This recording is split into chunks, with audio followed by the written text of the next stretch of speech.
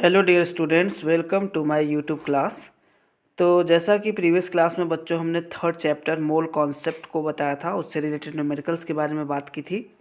तो वो आपका लास्ट टॉपिक था चैप्टर का। ठीक है, अगर कोई डाउट होगा तो उसमें आप पूछ सकते हो, लेकिन आज की क्लास में हम स्टार्ट करने जा रहे हैं next chapter, that is structure of the atom. ये आपका लास्ट चैप्टर है। ठीक है, स्ट्रक्चर ऑफ द एटम। तो देखो बच्चों, सबसे पहले अगर हम बात करें एटम की, तो जैसा कि एटम के बारे में थोड़ा बहुत कॉन्सेप्ट हमने आपको दिया था थर्ड चैप्टर में, प्रीवियस चैप्टर में। जैसा कि आप जानते हो, एटम जो होता है एक ग्रीक वर्ड से मिलकर बना हुआ है। ग्रीक वर्ड यहाँ पे क्या है, दैट इज़ एटोमियो। एटोमियो एक ग्रीक वर्ड है जिसका मतलब होता है अनकटेबल और नॉन डिविजिबल। कहने का मतलब कि एटम क्या होता है, नॉन डिविजिबल होता है, ऐसा कहा जाता है। ठीक है, लेकिन इस चैप्टर में हम ये पढ़ेंगे कि एटम डिविजिबल नॉन डिविजिबल नहीं होता है, क्योंकि एटम कई तरह के फंडामेंटल पार्टिकल्स भी कंटेन करता है, जैसे कि इलेक्ट्रॉन, प्रोटॉन और न्यूट्रॉन। तो एटम एक तरीके से काफ़ी स्मॉलेस्ट पार्टिकल होता है मैटर का, जो कि किसी भी केमिकल रिएक्शन में बिना डिकम्पोज हुए पार्टिसिपेट कर सकता है। ठीक है, atom is the smallest part of element. Atom किसी भी एलिमेंट का स्मॉलेस्ट पार्ट होता है, एंड दैट मे और may not have independent existence. तो देखो बच्चों, ये एटम के बारे में अगर हम जाने, एटम के फंडामेंटल पार्टिकल्स के बारे में अगर हम देखें, तो there are 3 fundamental particles of atom. Atoms के 3 फंडामेंटल पार्टिकल्स हैं, जिसमें फर्स्ट फंडामेंटल पार्टिकल है इलेक्ट्रॉन, प्रोटॉन एंड न्यूट्रॉन। तो देखो बच्चों, जो एटम होता है वो 3 अदर पार्टिकल्स में कंसिस्ट होता है। ठीक है, that is electron, proton and neutron. इस तरीके से हम क्या कह सकते हैं कि एटम जो होता है वो डिविजिबल है।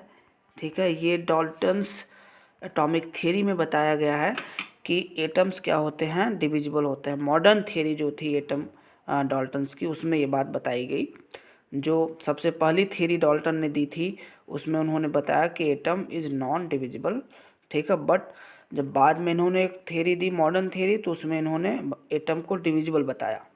ठीक है, और ये भी बताया कि atom divided into 3 and other subatomic particles, that is electron, proton and neutron. देखो बच्चों, अगर सबसे पहले हम इलेक्ट्रॉन्स, फंडामेंटल पार्टिकल्स, एटम के फंडामेंटल पार्टिकल्स इलेक्ट्रॉन्स की बात करें, तो इलेक्ट्रॉन्स को सबसे पहले डिस्कवर किया था जे थॉमसन ने 1897 में इन्होंने डिस्कवर किया इलेक्ट्रॉन को।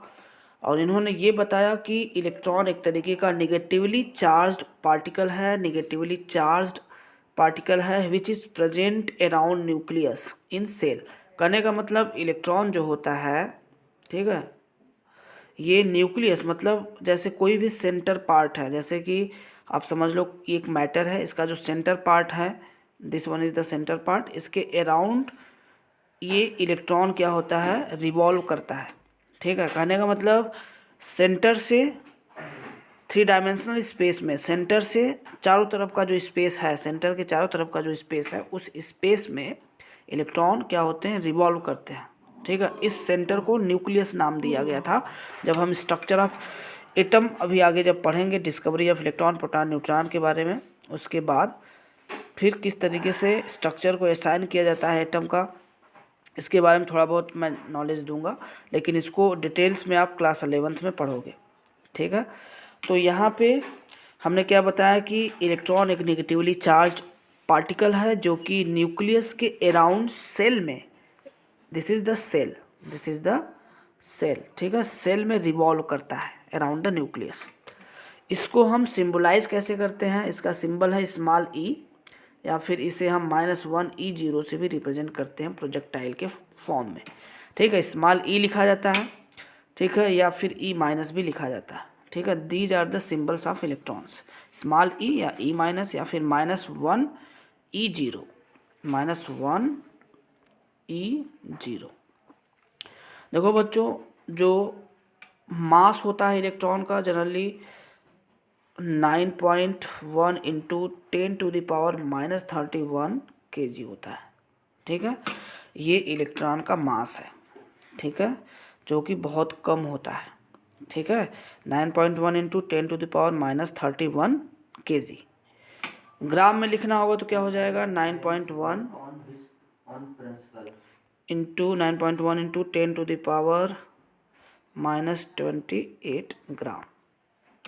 ठीक है, चार्ज की बात करें तो इसका चार्ज कितना होता है, एक यूनिट चार्ज इस पे होता है, 1 यूनिट चार्ज होता है, जिसकी वैल्यू कितनी होती है 1।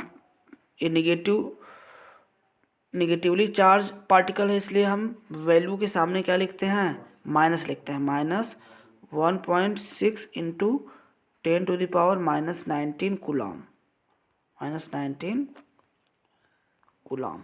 ठीक है, सी से भी रिप्रेजेंट करते हैं कूलम को। ठीक है, तो -1.6 into 10⁻19 coulomb, this is the charge of the electron. अब नेक्स्ट जो फंडामेंटल पार्टिकल है बच्चों, दैट इज प्रोटॉन। प्रोटॉन की अगर हम बात करें तो प्रोटॉन को सबसे पहले गोल्डस्टीन ने डिस्कवर किया, लेकिन इस पर डिटेल स्टडी अर्नेस्ट रदरफोर्ड ने 1919 में किया था।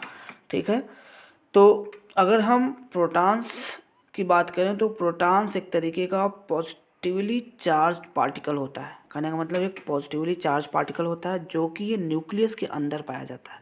मतलब एटम का जो सेंटर पार्ट होता है दैट इज न्यूक्लियस, उस न्यूक्लियस के अंदर ये प्रोटॉन में पाया जाता है। ठीक है, इस प्रोटॉन को हम सिंबलाइज कैसे करते हैं, स्मॉल p से, या फिर प्रोजेक्टाइल के फॉर्म में 1p1 के फॉर्म में इसको रिप्रेजेंट किया जाता है। अब प्रोटॉन का जो मास होता है, ठीक है, वो कितना होता है 1.67 इंटू 10⁻⁻27 kg। ग्राम में क्या होगा 1.67 इंटू 10⁻⁻24 ग्राम। ठीक है, अब इसके चार्ज की बात करें तो प्रोटॉन एक पॉजिटिवली चार्ज पार्टिकल होने की वजह से इसके वैल्यू में हम पहले पॉजिटिव साइन लगाते हैं। Positive 1.6 into 10⁻⁻19 coulomb. ठीक है, this is the charge value of proton. अब देखो बच्चों, नेक्स्ट है आपका fundamental particle, that is last neutron, जो कि इस न्यूट्रॉन को 1932 में जेम्स चैडविक ने डिस्कवर किया था। ठीक है, और ये एक तरीके का चार्जलेस या फिर न्यूट्रल पार्टिकल होता है। इस पे किसी भी तरह का चार्ज प्रेजेंट नहीं होता है, जो कि ये न्यूक्लियस के अंदर पाया जाता है, which is present in the nucleus.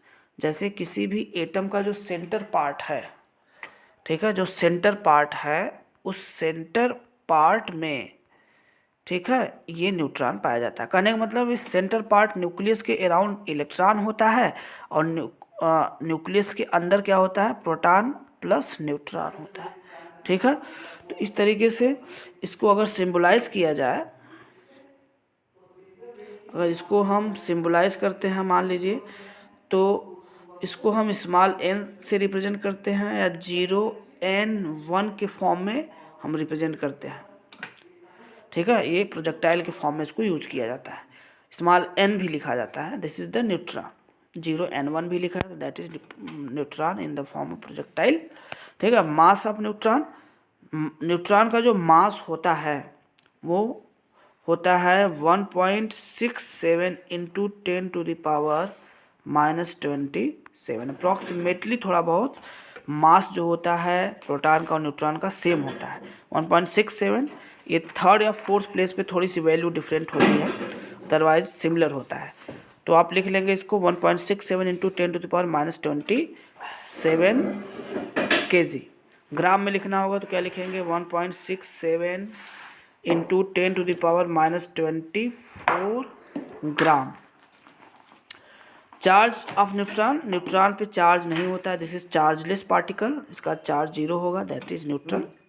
ठीक है, तो इस तरीके से न्यूट्रॉन एक आपका क्या है, चार्जलेस पार्टिकल है। कहने का मतलब इस पर किसी भी तरह का चार्ज प्रेजेंट नहीं होता है, और ये जो पार्टिकल होता है न्यूट्रॉन, ये न्यूक्लियस के अंदर पाया जाता है। ठीक है बच्चों, तो ये था स्ट्रक्चर ऑफ एटम की कुछ बेसिक्स बातें, जो कि हम नेक्स्ट क्लास में आपको बताएंगे कि किस तरीके से इलेक्ट्रॉन, प्रोटॉन, न्यूट्रॉन की डिस्कवरी की गई, और साथ में इनके बेसिस पे किस तरीके से मॉडल को प्रपोज किया गया। तो डिफरेंट टाइप्स के मॉडल भी आपको पढ़ने हैं, जैसे कि सबसे पहला जो मॉडल पढ़ना है दैट इज़ थॉमसन मॉडल, उसके बाद रदरफोर्ड मॉडल और लास्ट में बोर्स मॉडल पढ़ना है। तो इन सारी चीज़ों के बारे में हम नेक्स्ट क्लास में डिस्कस करेंगे। Okay, thank you for watching this video, have a good day.